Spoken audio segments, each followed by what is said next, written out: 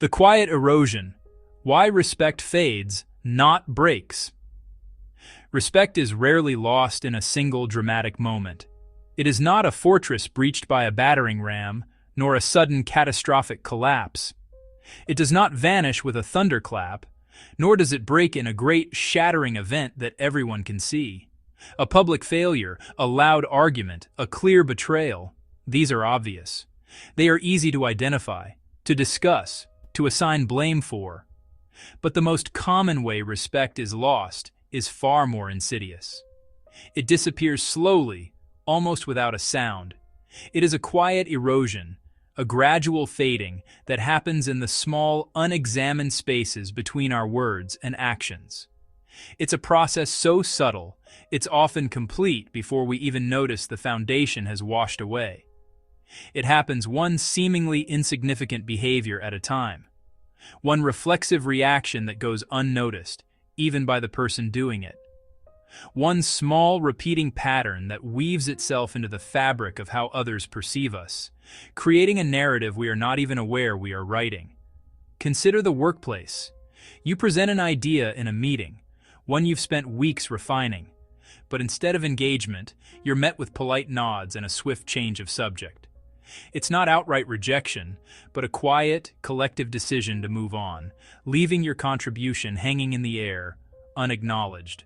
The message, though unspoken, is clear. Your ideas don't command attention here, or think of a family gathering. You try to weigh in on a serious discussion, but you're met with a familiar, affectionate dismissal.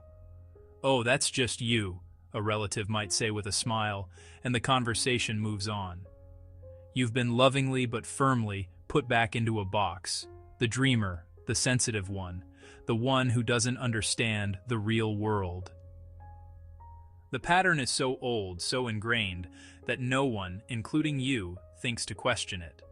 And in friendships, it can be the slow drift into becoming the convenient friend. You're the one who always travels to them, the one who listens for hours but gets only a cursory "how are you" in return. Your calls go to voicemail more often. Your texts are met with short, delayed replies. There's no fight, no falling out. Just a gradual, chilling realization that the relationship has become a one-way street. This slow disappearance is what makes it so profoundly dangerous. You may feel that something has changed in your interactions, a new coolness in the air, a subtle distance that wasn't there before. But you cannot pinpoint a specific cause or a moment of clear fracture. There is no single wound to point to, only a pervasive sense of unease. This ambiguity forces you to question your own perception. Am I imagining this? Am I being too sensitive? This self-doubt is a key symptom of the quiet erosion. The most unsettling part of this process is that most people do not even realize it is happening to them. They continue through their days, their weeks, their years, unaware that the ground beneath their social standing has begun to shift, to soften, to give way. They may notice subtle changes in the way others treat them. Perhaps people interrupt them more often, finishing their sentences for them as if to expedite a foregone conclusion. Perhaps their ideas are met with a little less enthusiasm than before, greeted with a polite but vacant stillness. Or perhaps they find themselves working harder and harder just to be heard in a conversation, to hold their ground, to simply occupy the space they once held effortlessly. These are not grand insults. They are quiet, incremental adjustments made by the people around them, often unconsciously, as they recalibrate their assessment of you. This is because respect is not a fixed state, like a trophy won and placed upon a shelf to be admired forever. It is a living, breathing assessment that is constantly being updated in the minds of others. It's a dynamic social currency, and its value fluctuates with every interaction. Every interaction, no matter how brief, sends a signal. Every conversation is a test, a data point. The human mind, a powerful and ancient survival tool, is wired to continuously evaluate the people it encounters. It's not malicious. It's efficient. It asks quiet questions in the background of every exchange, building a predictive model of who you are. Is this person confident, or are they hesitant? Are they stable and predictable, or are they erratic? Do they value themselves? Do they protect their time, their energy, their boundaries? The answers to these questions are not found in grand declarations or impressive resumes. They are found in the tiny, consistent signals we broadcast every single day, often without a second thought. In this deep dive, we will explore the psychology behind how respect is lost without awareness. We will uncover the subtle, silent habits that gradually weaken how others see you, even if you are a confident and capable individual. These are the blind spots that can undermine years of hard work and good intentions. This is not about what you are doing wrong in the big moments when all eyes are on you. It is about what you may not notice you are doing in the small ones, the in-between moments that make up the vast majority of your life. Because respect is not just about the great things you achieve. It is often about the quiet patterns you fail to observe in yourself. Patterns that speak much louder than you think and determine the stability of the very ground you stand on. Let's begin with a foundational principle, a truth so fundamental it governs nearly every interaction you will ever have.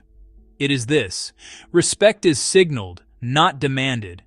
It is a quiet currency, earned and exchanged in a language spoken without words, a language of signals.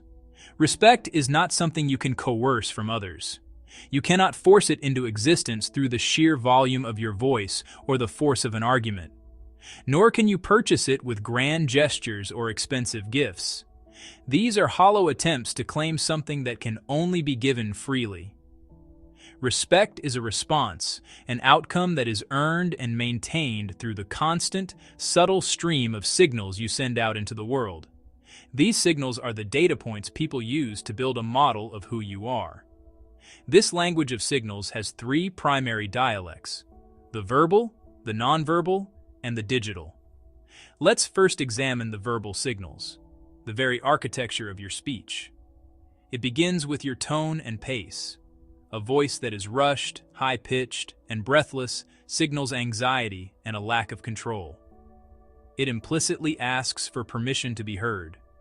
In contrast, a calm, measured pace with a lower, resonant tone conveys authority and self-assurance. It doesn't rush, because it trusts it will be given the time it needs. Strategic pauses are not signs of hesitation. They are tools of power. They give your words weight, allowing them to land and be absorbed. They signal that you are so confident in your point, you can afford to let silence amplify it. Then there is the corrosive effect of filler words and hedging. Phrases like, "I guess," "I kind of feel," or "this might be a stupid idea," but are not polite prefaces. They are disclaimers that strip your statements of conviction before they are even fully spoken. They are apologies for taking up space. Similarly, verbal tics like and pepper your speech with moments of uncertainty. Each one is a micro signal that you are not entirely sure of what you are saying, or that you are seeking validation as you go. To command respect, you must purge this language of doubt. Speak in clear declarative sentences. State your opinion as a fact of your perspective, not as a tentative hypothesis. The second dialect is nonverbal, and it often speaks louder than words. Your posture is the foundation. Slouching, rounding your shoulders, or making yourself physically smaller are primal signals of submission. An upright, open posture, shoulders back, head held high, claims your space and signals confidence. It communicates without a single word that you are present, engaged, and comfortable in your own skin. Your eye contact is equally critical. Avoiding another's gaze signals insecurity or dishonesty. Conversely, holding steady, relaxed eye contact communicates sincerity, focus, and a belief in your own value. It says, "I see you, and I am willing to be seen." Even your pace of movement sends a message. Rushed, frantic motions betray a mind in chaos. A deliberate, unhurried pace, however, signals a person who is in control of their time and their environment. They are not reacting to the world, they are moving through it with intention. Finally, we must master the third dialect, the digital. In our modern world, your digital signals are a constant broadcast of your professionalism and self-worth. Consider your response latency.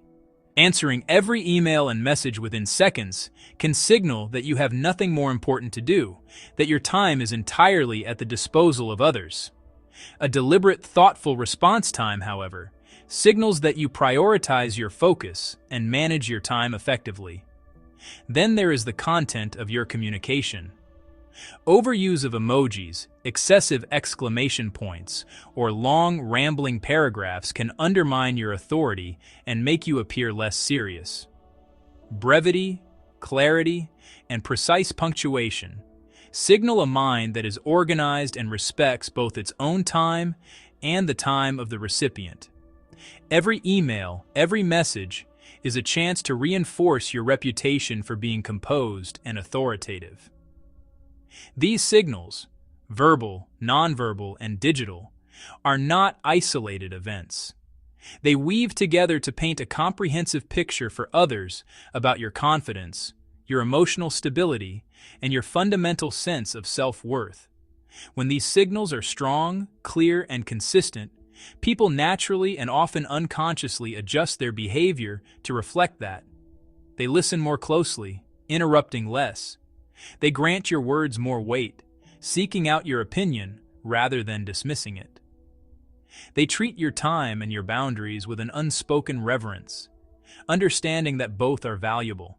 This is not a conscious decision on their part.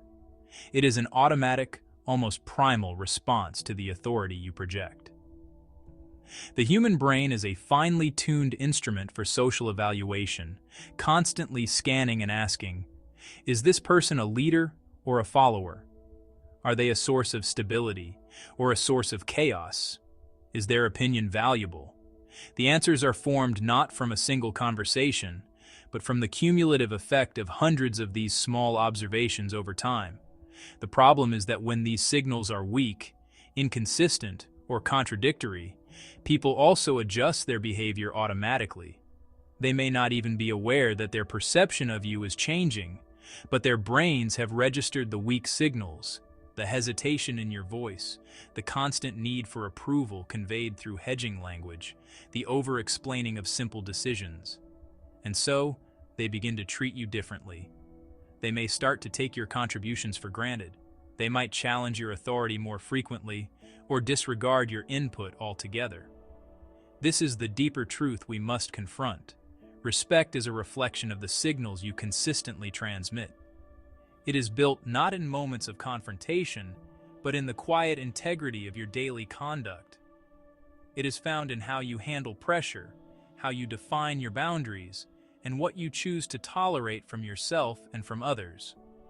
The smallest behaviors, the choice to pause before speaking, to hold eye contact, to write a concise email, often have the largest and most lasting impact on your reputation and your influence. Understanding this language of signals is the first and most critical step toward commanding the respect you deserve. It is not about becoming someone else. It is about aligning your external signals with your internal strength. It is about learning to communicate your competence and self-worth so clearly and consistently that others have no choice but to recognize it. You achieve this not by asking for respect, but by quietly and confidently signaling that you are, and always have been, worthy of it. The path ahead. What you will learn. Respect is not a prize to be won through grand gestures or loud proclamations. More often, it is a quiet currency, earned or lost in the countless small interactions that make up our daily lives. It can be eroded so slowly, so subtly, that we don't notice it's gone until we find ourselves standing on unstable ground, wondering why our voice no longer carries weight. This journey is designed to bring these hidden patterns of erosion into the light. It is about making the invisible visible. It's about tuning your senses to a frequency you may have never noticed before. The silent language of signals that we all transmit every single moment. Consider a few scenarios. In the workplace, a brilliant analyst consistently finds their well-researched ideas being overlooked. They speak with upward inflections that turn statements into questions, and their posture seems to apologize for the space they occupy. Their expertise is undeniable, but their signals broadcast a lack of conviction, leading others to unconsciously dismiss their contributions. In a family setting, a caring parent finds their guidance is met with eye rolls. They frame every rule with a lengthy, pleading explanation, seeking the child's agreement rather than establishing a clear boundary. The intent is love, but the result is a loss of authority.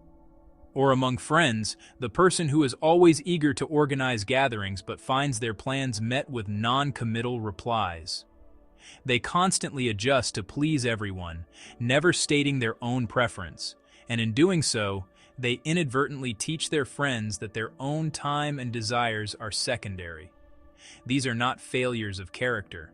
They are failures of communication, a mismatch between intent and impact.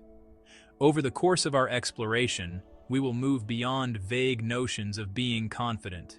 We will break down the specific, actionable habits that either build respect, brick by brick, creating a solid foundation of credibility, or erode respect, grain by grain, until that foundation is nothing but sand. You will learn to see your own behavior through a new, powerful lens, recognizing the subtle cues that you may have been sending without any awareness. These are the automatic, reflexive habits that operate just below the level of consciousness, yet they speak volumes to those around you. This is not about judging past actions or dwelling on missed opportunities. It is about empowering future ones. It is about reclaiming your agency in every interaction, ensuring that the way you are perceived aligns with the person you know yourself to be. By the time we are finished, you will have a clear understanding of the psychological mechanics that govern how respect is won and lost in everyday life. You will grasp the cognitive shortcuts and biases that cause people to form instant judgments based on the signals you send. We will dissect the silent habits that cause others to take you less seriously.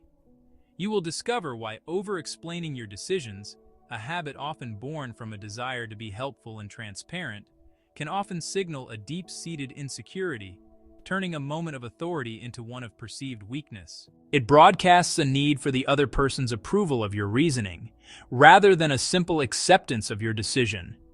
We will examine the powerful and often negative impact of constantly seeking approval from others. We'll explore how this habit, which feels like building connection, can quietly undermine your perceived confidence by outsourcing your sense of self-worth to the opinions of others.